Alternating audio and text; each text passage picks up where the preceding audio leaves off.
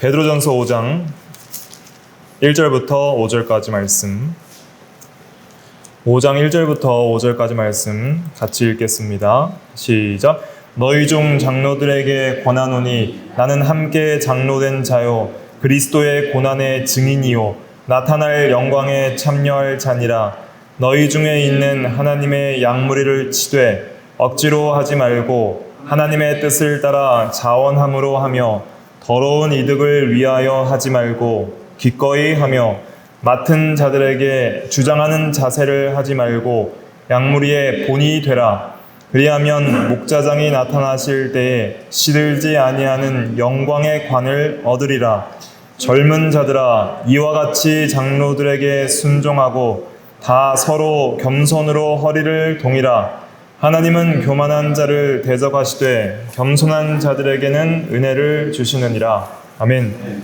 이 시간, 저번 시간에 계속 이어서 교회 직분 두 번째 시간으로서 오늘은 장로직에 대해서, 교훈 장로, 목사에 대해서 잠깐 살펴보고 또 칠위 장로에 대해서도 좀 살펴보는데, 성경과 또 헌법을 가지고 살펴보도록 하겠습니다. 먼저 본문을 좀 살펴보면 너희 중 장로들에게 권하노니 그랬습니다. 장로라는 것은 문자적인 의미는 이제 나이 드신 분을 가리킵니다. 좀 늙은 분들, 영어로 elder이라고 하는데 좀 나이가 좀 많은 분들을 가리킵니다. 좀 지도자급에 있는 좀 나이가 성숙하고 또 신앙이 성숙한 자들을 가리키죠. 장로는 이제 오늘날 이제 성경에서는 감독이라고도 하고 장로라고도 해요. 또 뭐 목사라고도 하는데 다 이제 같은 의미로 쓰인다라고 생각하시면 됩니다. 목사라는 것은 첫 번째 의미는 목자란 뜻입니다. 원래 원어적 의미는 목자입니다. 포이맨이라고 하는데 이제 거기 쭉 목사의 의 들어가면은 1번에 보니까 양무리를 살피는 자이므로 목자라고 한다 그랬잖아요. 목사가 원래는 목자입니다. 목자라는 의미에서 목사를 쓰는 거예요. 양떼를 치는 이제 선생이란 뜻이죠. 헬라어 포이멘은 이제 보통은 예수 그리스도를 이제 선한 목자라고 번역한 듯이 다 목자로 번역하는데, 에베소서 4장에서만 이제 목사로 이제 11절에서 번역을 하게 되죠. 아무튼 장로나 감독이나 목사나 이제 같은 의미로 이제 쓰이는데, 이 장로에 있어서는 감독도 마찬가지지만 두 종류의 장로가 있습니다. 첫째는 교훈 장로가 있다고 그랬죠. 가르치는 장로라고 하는데 그것을 이제 목사라고 오늘날은 부르고요. 그 다음에 다스리는 장로, 당회를 조직하여 함께 당회원이 되면서 지교회 안에서 다스리는 장로를 칠위 장로라 하는데, 일반적으로 이제 장로라고 부르는 분들입니다. 목사는 교훈 장로고 보통 장로는 칠위 장로다, 이렇게 이해하시면 되겠습니다. 아무튼 이제 너희 중 장로들에게 권하노니 나는 함께 장로된 자요. 이제 사도 베드로도 자기를 이제 장로라 그랬죠. 이 당시에는 뭐 이렇게 좀 지도자급에 있는 분들을 다 장로라고 한 것 같습니다. 장로들은 이제 그리스도의 고난의 증인이라 그랬습니다. 먼저는 예수를 믿고 예수 그리스도의 십자가에 대한 진리에 대한 증거자가 돼야 되는 것이죠. 참으로 복음진리를 믿고 복음에 대한 증인으로서 살아가는 사람들이 장로입니다. 그 피의 구속의 은혜에 감격해서 그의 몸된 교회를 섬기며 또 그리스도 안에서 성도들이 잘 자라나기를 헌신하고 기도하고 또 다스리며 또 전도하는 일. 그래서 장로는 교회에서 뭐 권세를 부리는 사람이 아니라 가장 낮은 자리에서 몸된 교회를 섬기면서 특별히 그리스도의 고난의 증인으로서 헌신되는 이 선한 일에 열심을 가지는 사람이 장로가 되어야 하는 것이죠. 복음의 어떤 증인으로서의 어떤 확신과 또 증거도 갖지 않은 채 이 주의 몸된 교회를 다스릴 수는 없는 것입니다. 또 나타날 영광에 참여할 자니라. 예수님의 재림에 대한 소망을 가지고 있고 앞으로 부활에 대한 소망을 가지고 있고 영원한 천국, 완성된 미래적 새하늘과 새 땅인 하나님의 나라에 참여하여 이 주와 함께 사랑하는 성도들과 영생 복락을 누릴 그런 영광을 소망하는 사람이 장로가 되는 것입니다. 2절 한번 읽어볼게요. 시작. 너희 중에 있는 하나님의 양무리를 치되 억지로 하지 말고 하나님의 뜻을 따라 자원함으로 하며 더러운 이득을 위하여 하지 말고 기꺼이 하며. 네, 너희 중에 있는 하나님의 양무리라 그랬습니다. 성도들은 하나님의 양입니다. 그래서 자기 양처럼 생각하시면 안 되고, 장로도 하나님의 양이고 또 성도들도 하나님의 양이고, 그 하나님의 양무리들을 이제 맡겨주신 것이죠. 장로들에게, 그들에게 이제 대리적으로 맡겨서 이제 치고 먹이도록 하셨습니다. 특별히 목사가 목자로서 하나님의 말씀의 꼴을 잘 먹여야 되고, 또 장로들과 함께 교회를 잘 다스려 나가야 됩니다. 어떻게 다스려 나가야 되는지는 또 뒤에서 살펴보겠습니다. 억지로 하지 말라 그랬습니다. 그러니까 억지로 한다는 것은 자기가 마음에도 없이 이 부득이함으로 그냥 하는 것이죠. 이렇게 하면 안 됩니다. 장로직, 모든 직분도 동일하지만은 교회 직분은 이제 자원해서 자기가 원해서 하는 것이죠. 그런 하나님과 교회에 헌신하는 일, 봉사하는 일, 또 충성하는 일이 정말 내가 그 일이 너무 귀하고 정말 감당할 수 없는 자인 줄 알고 감사함으로써 그렇게 자원하여 하는 것이 중요합니다. 그 다음에 왜 나한테 이런 약물을 맡겼느냐 하면서 이렇게 원망불평하는 마음이 있어서는 안 되는 것이죠. 그러니까 어떤 양이든지 연약한 양은 연약한 대로 사랑하고, 또 장성한 양은 장성한 대로 기뻐하면서 그렇게 치는 것입니다. 이 성도 저 성도 가려서 치는 것이 아니죠. 그 다음에 하나님의 뜻을 따라 자원함으로 하며, 하나님께서 맡겨주신 줄 알고 자원해서 해야 되고, 또 더러운 이득을 위하여 하지 말고 어떤 약물이들을 이익의 수단으로 삼지 말라는 것이고, 또 교회의 어떤 물질들을 어떤 더러운 이득으로, 잘못된 방식으로 물질을 취하려고 하는 그런 악한 생각을 하지 말고 기꺼이 하며, 기꺼이 한다는 것은 또 즐겁게 하라는 것입니다. 그래서 좀 사역이 좀 즐거워야 됩니다. 목사도 좀 즐겁게 사역하고, 또 여러 장로와 권사와 집사의 사역들도, 또 교사의 사역들도 좀 즐겁게 하는 것이 필요합니다. 기쁨으로 하고 감사함으로 해야 되죠. 그래, 은혜가 있으면 다 가능한 거예요. 근데 은혜를 받으면 이게 되고, 은혜가 떨어지면 이제 시험이 드는 거예요.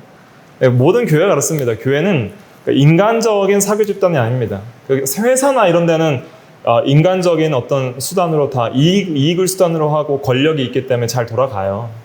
근데 교회는 그렇지 않습니다. 모든 이 사람 저 사람들이 모여서 그리스도 안에서 한 몸이 되기 때문에 항상 하나님의 은혜 가운데 성령이 매는 줄로 하나 되게 하신, 평안이 매는 줄로 하나 되는 그런 은혜들이 있어야 되기 때문에 은혜가 떨어지면 이제 시험이 많이 드는 것이죠. 그래서 직분자들도 내가 이렇게 고생하는데 알아주는 사람들도 없다, 시험이 들 수도 있고, 하는 거 너무 힘들고 억지가 된다, 이런 마음이 들면 이제 시험이 드는 것이죠. 이제 그렇지 않으려면은 자기가 먼저 은혜를 받고, 또 성도들이 또 은혜 생활을 할 수 있도록 그렇게 잘 인도를 해야 되는 것이죠. 3절에 보면 맡은 자들에게 주장하는 자세를 하지 말고 양무리의 본이 되라. 교회의 직분자들이 권위주의에 빠지는 때가 많이 있습니다. 이건 권력직이 아닙니다. 더 낮은 자리에서 봉사하는 직이죠. 예수님께서는 너희 중에 크고자 하는 자는 어떤 자가 되라 그랬어요? 섬기는 자가 되라. 네. 섬기고 낮아지는 자가 더 큰 자라 그랬잖아요. 주장하는 자세로 하지 말고 본이 되는 게 중요합니다. 기도하라는 것을 가르치고 싶으면 기도하는 사람이 돼야 되고, 말씀을 읽고 순종하는 사람으로 가르치고 싶으면 그렇게 읽고 깨닫고 순종하는 본을 보이는 게 중요합니다. 행하며 가르치는 자가 천국에서 큰 자라고 마태복음 5장 19절인가요? 마태복음 5장 19절에 보면은 이 계명 중에 지극히 작은 것 하나라도 버리고 그같이 사람을 가르치는 자는 천국에서 지극히 작다 일컬음을 받을 것이요, 누구든지 이를 행하며 가르치는 자는 천국에서 크다 일컬음을 받으리라 그랬습니다. 행하며 가르치는 것이 중요합니다. 본이 되는 게 중요하죠. 그래서 특별히 이제 목사는 당연히 본이 돼야 되고, 교회의 장로님들은 정말 큰 성도들의 본이 돼야 됩니다. 그래서 성도들이 교회 생활을 어떻게 하는 것이 잘하는 것인가 할 때 이제 목사 장로 보고 이제 따라 하는 거예요. 근데 이제 장로가 아무것도 뭐 안 하고 그냥 권세만 누리려고 하는 것은 이건 잘못된 것이다. 3절에서 말하고 있는 것입니다. 4절 읽어볼게요. 시작. 그리하면 목자장이 나타나실 때에 시들지 아니하는 영광의 관을 얻으리라. 목자장은 예수 그리스도시죠. 그래서 이제 목사장이라고도 할 수가 있겠습니다. 장로장이라고도 할 수 있고.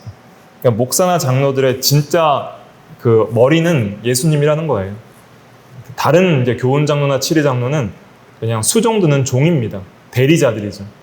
그래서 이 목양을 잘 하면은 이제 목자장에 오실 때 잘한 대로 상을 준다는 거예요. 여기서 보니까 시들지 아니하는 영광의 관을 얻으리라 그랬는데, 과거에 이제 관은 이 화관이었습니다. 이제 꽃과 이런 식물로 이렇게 예쁜 꽃과 이제 이런 나무로 이렇게 만든 이런 뭐 그 옛날에 올림픽 이렇게 우승하면 월계관 같은 거 주듯이 그런 꽃으로, 예쁜 꽃으로 풀로 된 그런 관이었죠. 승리자에게 주는 관입니다. 그러니까 시들지 않는다 그랬어요. 세상 관은 시들죠. 꽃도 떨어지고 풀도 시들지만은, 그러니까 시들지 않는 영원하고 영광스러운 그런 상을 주신다는 것입니다. 이 주실 상은 영적인 상이고, 또 우리에게 영원히 남아있을 우리의 인격과 또 천국에서 영원히 영광스럽게 나타날 그런 영광이죠. 어떤 영광을 생각하든 그 이상의 영광을 주실 텐데, 그런 영광의 상을 우리가 바라보면서 이 일을 잘 해나가야 됩니다. 특별히 이 영광은 이제 자기의 신앙 인격을 상징하는 거예요. 자기가 예수님을 많이 닮아간 만큼 그것은 영원한 시들지 않는 영광의 관이 됩니다. 자기 인격이 그렇게 되는 거예요. 다른 뭐 진짜 뭐 관을 막 물질적인 게 아니죠. 천국은 영적인 세계이기 때문에 자기 인격이 그리스도의 인격을 닮아간 만큼 그것이 나의 관이 되는 것이죠. 예수님도 칭찬해 주십니다. 칭찬과 상급과 이런 영광을 주신다 그랬으니까. 그러면 이제 성도들은 어떻게 해야 되는가? 5절 읽어볼게요. 시작. 젊은 자들아, 이와 같이 장로들에게 순종하고 다 서로 겸손으로 허리를 동이라. 하나님은 교만한 자를 대적하시되 겸손한 자들에게 은혜를 주시느니라. 예. 젊은 자들이라는 것은 이제 일반 이제 성도들을 가리킵니다. 장로들은 이제 나이가 좀 많은 그런 지도자이고요. 그래서 성도들은 장로들에게 잘 순종하라 그랬습니다.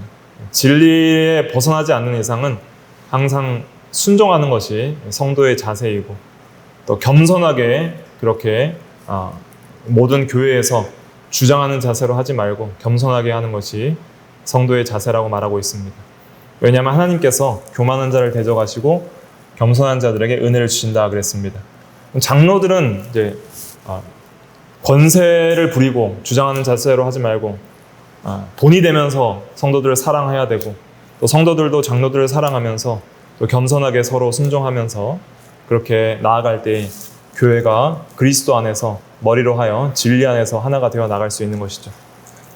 그래서 이 모든 것이 잘 되려면 결국 또 은혜를 받아야 됩니다. 억지로 안 돼요. 은혜를 풍성하게 받아야 돼요. 성도들이 다 진리 안에서 은혜를 받고, 그리스도 안에서 은혜가 충만하고, 하나님의 사랑으로 충만하고, 그리스도 안에서 한 마음 한 뜻이 되고, 성령이 하나 되게 하시는 평안의 줄로 메어지고, 그래서 항상 이렇게 진리와 성령 안에서, 말씀과 기도 안에서, 믿음과 순종 안에서 은혜 생활을 다 잘하게 되면 문제가 없습니다. 그런데 이제 이 은혜를 받지 못하면은 시험이 드는 거예요. 그래서 항상 교회의 문제는 은혜가 떨어질 때 생긴다. 근데 누구에게 은혜를 주세요? 교만한 자를 대적하시되 겸손한 자들에게 은혜를 주시느니라 그랬죠? 우리가 항상 겸손하게 하나님의 은혜를 의지해야 됩니다. 하나님의 은혜를 의지하고, 나에 나는 것은 하나님의 은혜입니다 하면서 계속 은혜를 의지하고, 절대적으로 하나님을 의지할 때 이런 은혜를 주신다 하는 것을 잊지 말아야 됩니다. 그 다음에 이제 우리가 좀 정치 헌법을 좀 보겠습니다. 개신총회 헌법, 정치 파트인데 이제 우리 교단 헌법입니다.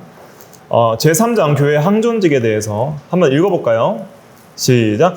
교회에 항존할 직원은 다음과 같으니 장로, 감독, 그 다음에 권사와 집사이다.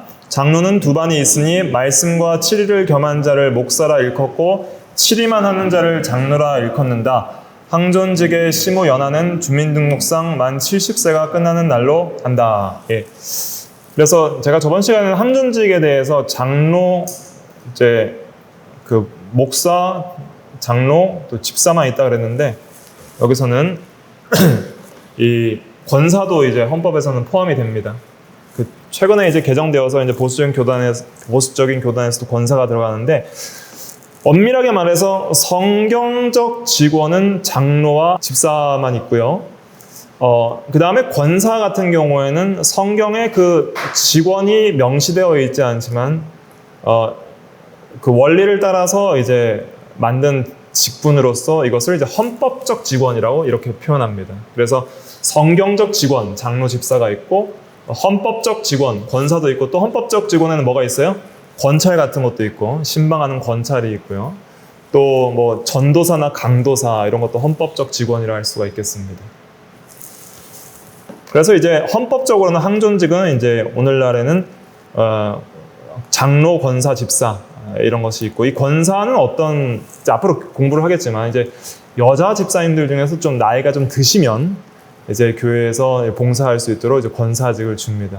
여자 중에서도 좀 이제 원로급에 되는 그런 분들이 권사가 되는 거예요.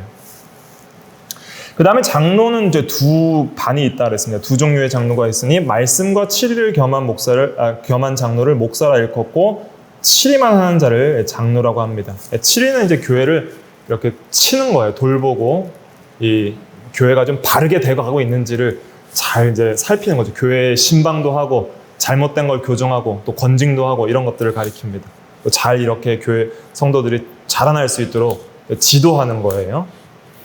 그 다음에 이 항존직의 시무 연한이 있는데 주민등록상 만 70세가 끝나는 날로 한다. 그래서 엄밀하고 정확하게 이제 연한을 말하면은 만 71세 되기 하루 전까지는 할 수 있습니다. 예, 엄밀하게 말하면. 예, 그렇게까지 다 채워서 이제 하시는 분들도 있고, 엄밀하게 그렇게 되기 때문에, 예, 그렇게 이해하시면 되겠습니다. 자, 그 다음에 4장 이제 목사를 잠깐 살펴보고, 이제 장로에 대해서 좀 자세하게 살펴보고, 그렇게 마치겠습니다. 목사의 의의가 의미입니다. 한번 읽어볼게요. 제 4장 목사 1조 읽어보겠습니다. 시작. 목사는 총회의 안수로 임직함을 받아 그리스도의 복음을 전파하고 성례를 거행하며 교회를 치리하는 자니 교회의 가장 중요하고 유익한 직분이다. 성경에 이 직분을 맡은 자에 대한 칭호가 많아 그 칭호로 그 모든 책임을 나타낸다. 네. 그래서 이제 임직을 받고요. 안수 받아서 임직 받습니다. 예. 목사, 장로, 안수 집사 이 세 직분만 안수 받고 다른 직분 뭐 권사나 이런 또 다른 직분 서리 집사 또 뭐 이런 분들은 안수 받지 않습니다. 전도사, 강도사도 안수 받지 않습니다. 예. 목사, 장로, 안수 집사 이 세 분만 안수로 받게 됩니다. 그 다음에 그리스도의 복음을 전파하고 성례를 거행하며 교회를 치리하는 자인데 가장 중요한 직분이고요. 목사라는 뜻은 헬라어로는 포이멘인데 이것은 목자라는 뜻입니다. 양무리를 살피는 자이므로 목자라 하며 또 교회 안에서 그리스도를 봉사하는 자이므로 그리스도의 종이라 그리스도의 사역자라고도 일컫습니다. 제 2조에는 이제 목사의 자격이 있죠.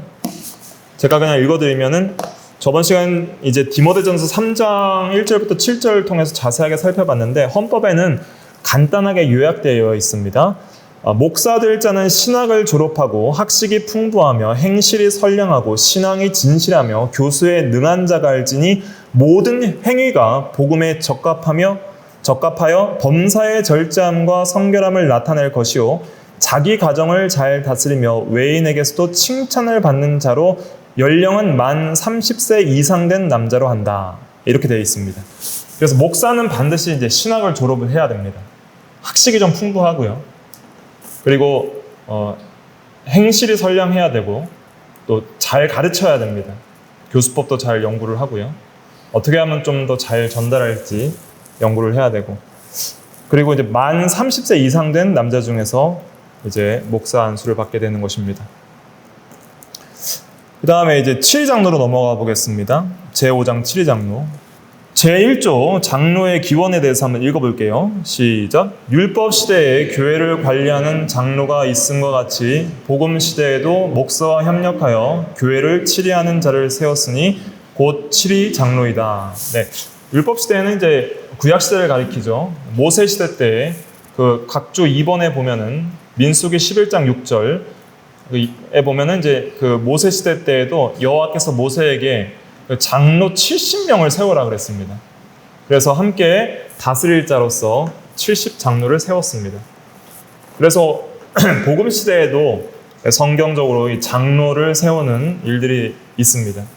교회에 이제 장로들을 택하여 세우라 이런 말씀들이 나오거든요. 제2조 장로의 권한에 대해서 살펴보도록 하겠습니다.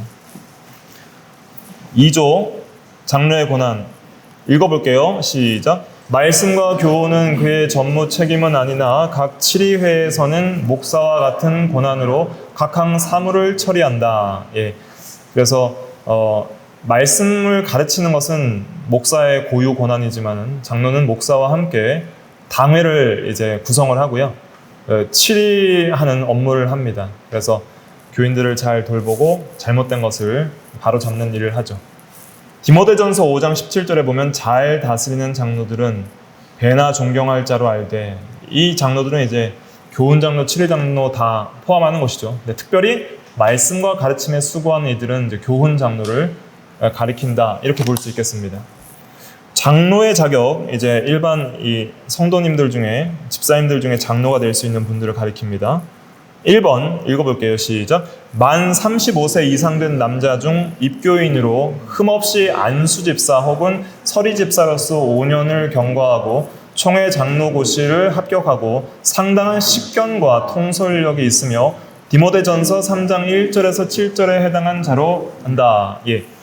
그래서 만 35세 이상 된 입교인이라는 것은 이제 세례 받은 사람을 가리키죠. 유아 세례 받은 사람 중에는 입교한 사람을 가리키고, 흠이 없는 세례교인을 가리키는 것입니다. 그 집사직으로서 5년을 경과하고 그 다음에 장로고시에 합격을 해야 됩니다. 장로고시에 시험이 있습니다. 그것을 합격하고요. 또 기본적으로 장로님이 되시려면 웨스트민스터 대요리문답과 신앙고백서들을 잘 공부를 하셔야 됩니다. 그걸 잘 알고 교인들에게 가르칠 수 있는 상당한 식견과 또 통솔력들이 있어야 되고 또 지도력들이 있어야 됩니다. 그래서 장로님들도 상당한 지식이 있어야 된다. 이걸 잊으시면 안 됩니다. 그래서 소망에 관한 이유, 구원에 관한 도리, 또 교회의 여러 일들에 대한 어떤 의문사항을 성도들에게 물어볼 때 장로님들이 다 신방할 수 있을 정도로 실력이 있어야 됩니다. 그래서 목사가 없더라도 장로가 스스로 이제 교인들을 신방할 수 있는 그런 상당한 식견과 통솔력이 있어야 한다는 것이죠. 그 다음에 그 2번인데 제가 오타네요. 2번. 본 교단 교회에서 임명한 자나 다른 교단에서 안수받은 자는 본 교단 교회에서 2년을 경과한 후 시무 투표를 통과한 자로 한다. 그래서 장로는 그 지교회에서만 자격이 있습니다. 그럼 여기서 장로님 하시다가 우리 교단 다른 교회로 가면 장로 할 수 있어요, 없어요? 못 하는 거예요.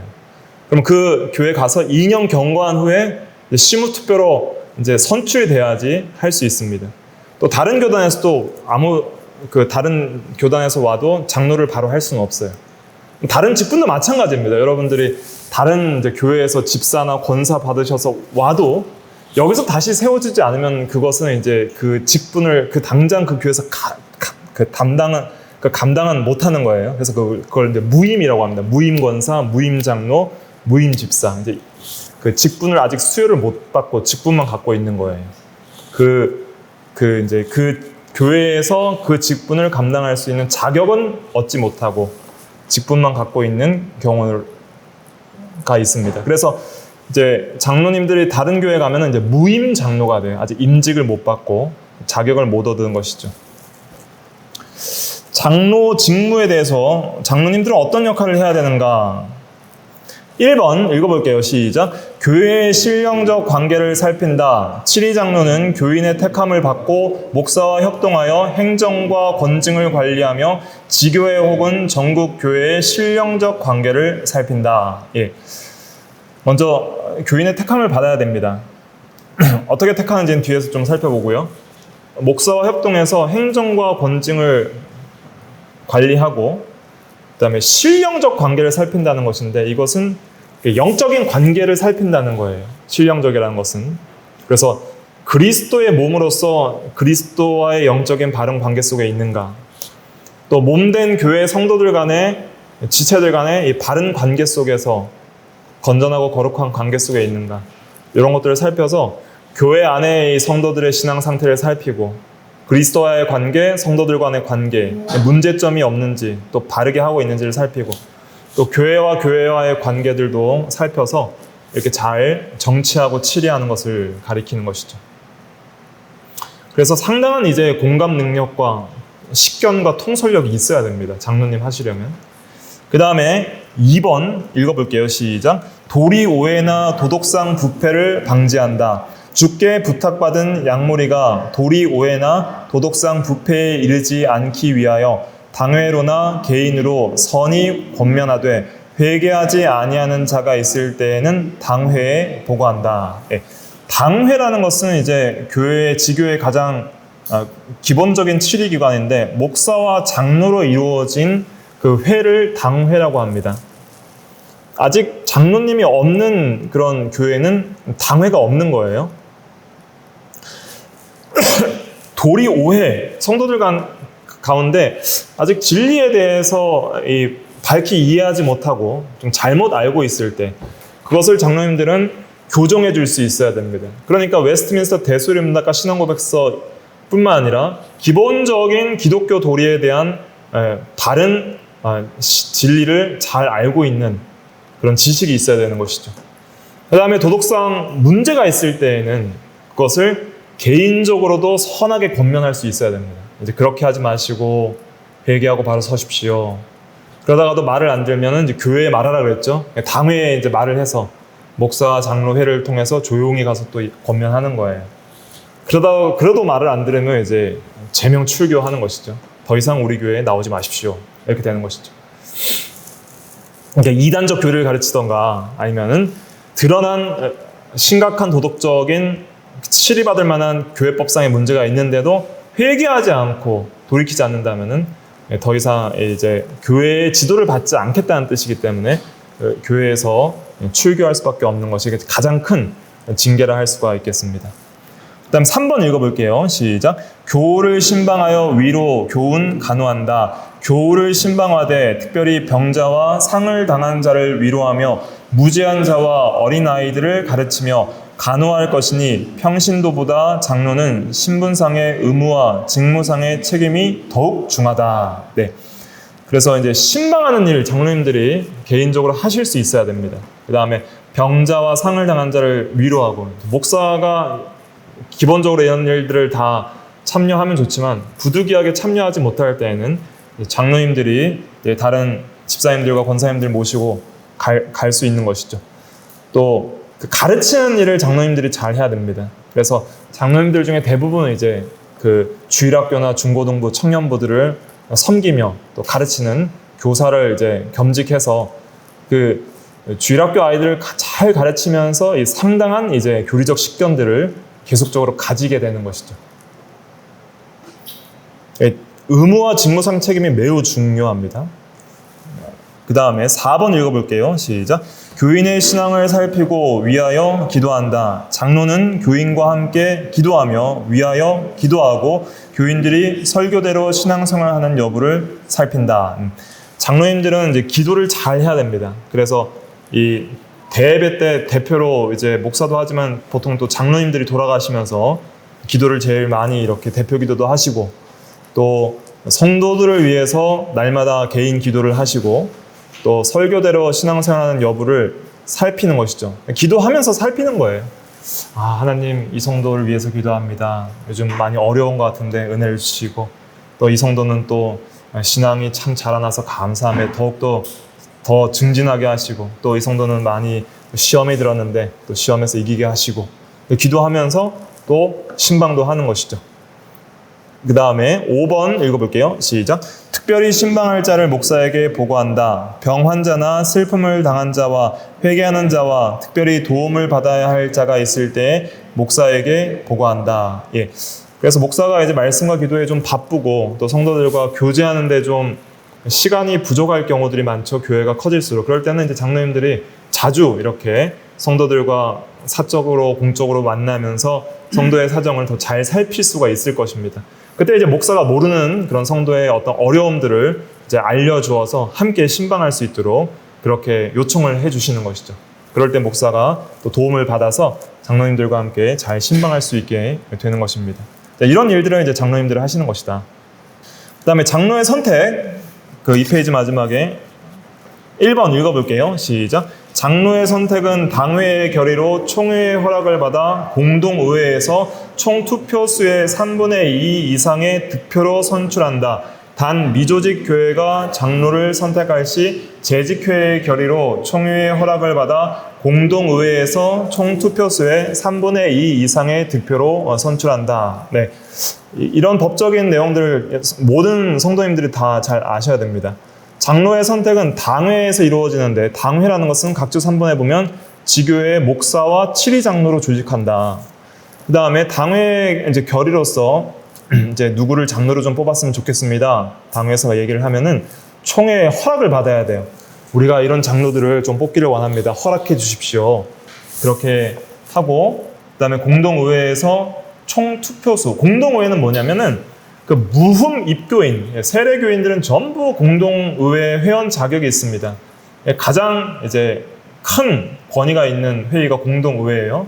그 공동의회에서 총 투표수의 3분의 2 이상의 득표를 받아야지 장로에 선출되게 됩니다.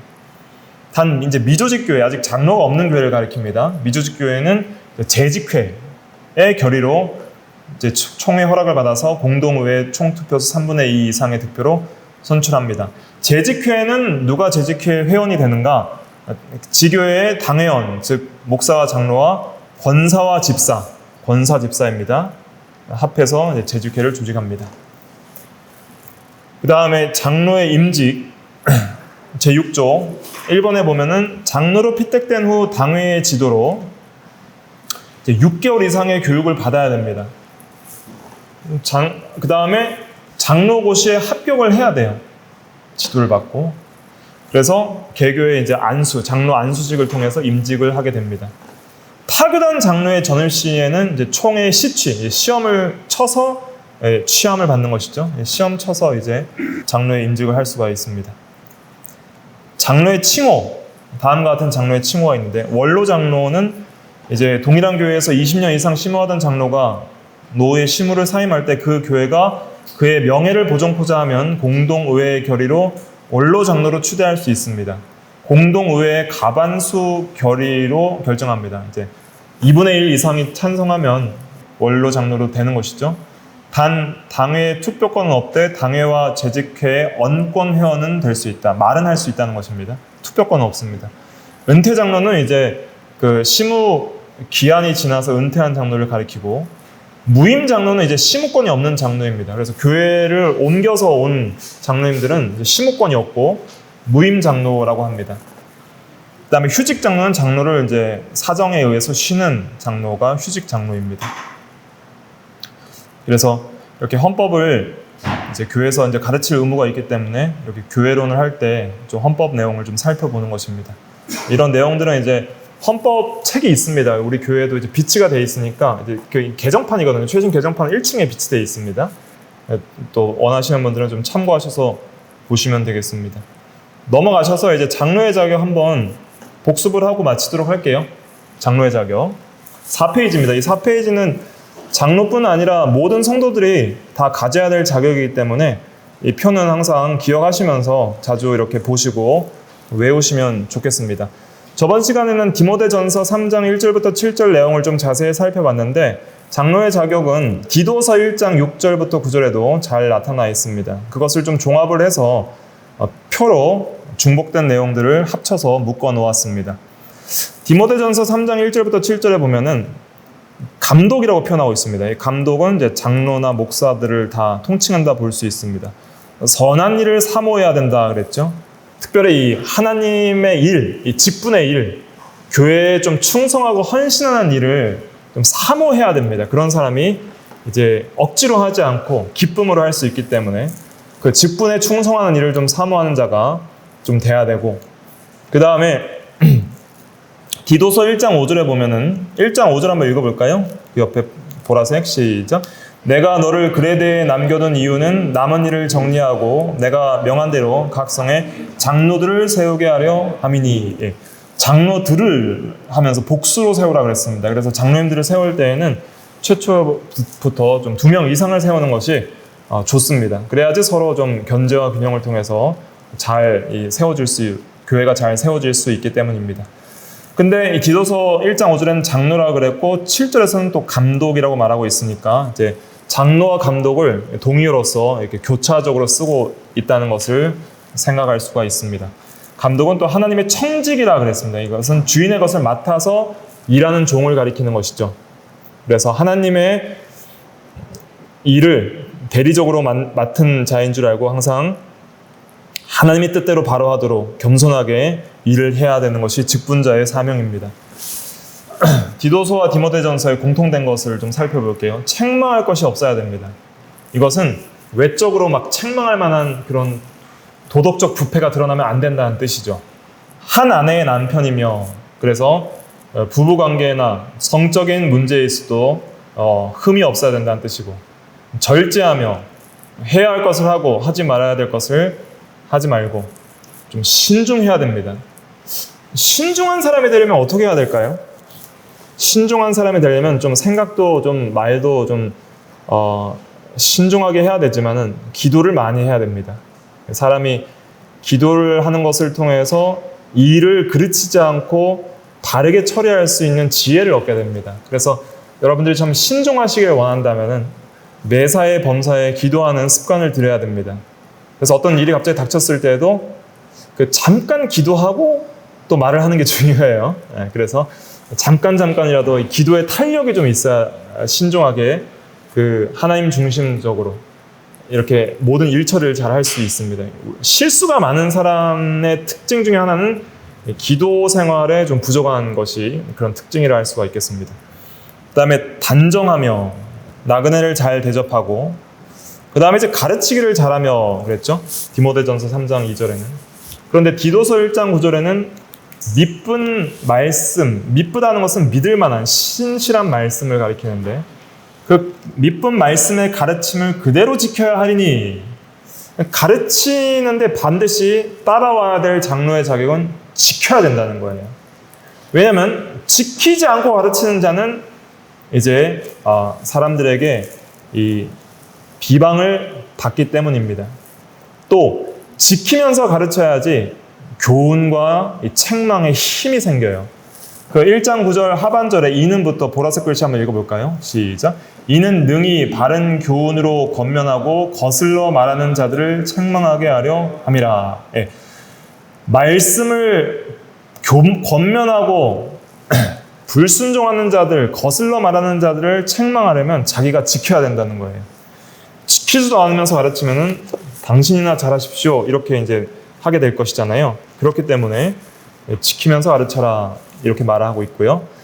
그다음에 술을 즐기지 아니하며, 술 담배를 해서는 안 됩니다. 왜냐하면 술 담배는 건강을 해치고 또 맑은 정신으로 살아가지 못하게 취하게 만들기 때문이죠. 그다음에 구타하지 아니하며 그랬고, 관용한다는 것은 이제 용서를 잘하는 걸 가리키는 것이죠. 그다음에 다투지 아니하며, 디도서 1장 7절에는 급히 분내지 아니하며 그랬습니다. 그래서 야고보서 1장 2절에도 성을 내는 것이 하나님의 의를 이루지 못한다 그랬죠. 1장 20절에. 그리고 듣기는 속히하고 말하기는 더디하고 뭐도 또 더디하라 그랬어요? 성내기도 더디하라 그랬죠. 그래서 성을 내지 않는 자는 성을 빼앗는 용사보다 낫다 그랬습니다. 잠언에서는. 그래서 우리가 성내지 않는 것, 급히 분내지 않는 것도 굉장히 중요한 그리스도인의 덕이다 생각을 해야 되겠죠. 그 다음에 돈을 사랑하지 않는 사람은 또 디도서 1장 7절에는 더러운 이득을 탐하지 아니하며 그랬습니다. 그 다음에 자기 집을 잘 다스려 자녀로 모든 공손함으로 복종하게 하는 자라야 할지며 그랬는데, 그 옆에 디도서 1장 6절을 한번 읽어볼까요? 시작. 방탕하다는 비난을 받거나 불순종하는 일이 없는 믿는 자녀를 둔 자라야 할지니라. 예. 그래서 자녀들 가운데 불순종하거나 믿지 않는 자녀들이 있으면은 이제 장로의 자격을 감당하기가 어렵습니다. 그래서 자녀들이 잘 믿도록 그렇게 다스려야 장로를 잘 할 수 있다. 왜냐하면은 성도들의 본이 되어야 되기 때문에 이런 자격 요건을 두는 것입니다. 그 다음에 새로 입교한 자도 말지니, 교만하질까봐 새로 입교한 자는 하면 안 된다 그랬습니다. 또 교만하지 말라는 것은 또 제 고집대로 하지 아니하며라는 말로 또 디도서 1장 7절은 말하고 있는데, 자기 고집대로 성경 진리도 떠나서 뭐 성도들의 어떤 요청 이런 것도 듣지 않으면서 자기 고집대로만 하시는 그런 장로나 목사는 자격이 없다 하는 것을 알 수 있겠죠. 외인에게서도 선한 증거를 얻는 자라야 할지니 비방과 마귀의 올무에 빠질까 염려하라. 그래서 장로들은 이제 선행을 좋아하고 의롭고 거룩한 이런 자격 조건들이 있어야 됩니다. 그래서 우리 모든 성도들이 이런 자격 조건들을 갖추도록 해야 되고요. 특별히 교회 이제 지도자급에 있는 목사와 장로들은 이런 자격 조건에 있어서 하나라도 이제 미달되지 않도록 하는 것이 중요합니다. 그래서 이제 김효성 교수님은 직분은 최대한 이 성경대로 세우되 무조건 많이 세워서는 안 된다. 어느 정도 신앙생활을 하고 나이가 됐다고 무조건 직분을 세우는 것은 문제가 있습니다. 나이가 어리더라도 헌법적인 나이에 맞게 그 다음에 그 직분에 대한 자격을 검증하고 성도들이 투표를 해서 3분의 2 이상의 득표라 했지만은 거의 뭐 그냥 반대 없이 모든 성도들이 만장일치로 이분은 장로감입니다 하고 투표할 수 있을 정도로 그런 이제 인정을 받아야 교회의 덕이 된다 할 수가 있겠습니다. 3분의 2 이상인데 반대가 거의 3분의 1 가까이 나와버려요. 장로 투표할 때. 그러면 장로 직분을 잘 감당하겠어요? 못하겠어요? 어렵죠. 장로 직분을 감당하는데 그 장로를 장로로 인정하지 않는 성도님들이 교회에 3분의 1이나 있어버려요. 그러면은 이것이 힘들다 하는 것을 생각할 수 있습니다. 그래서 이 자격 조건을 잘 따져서 모든 성도들이 반대가 없는 그런 장로가 세워지는 것이 참 덕이 되겠죠? 기도하겠습니다.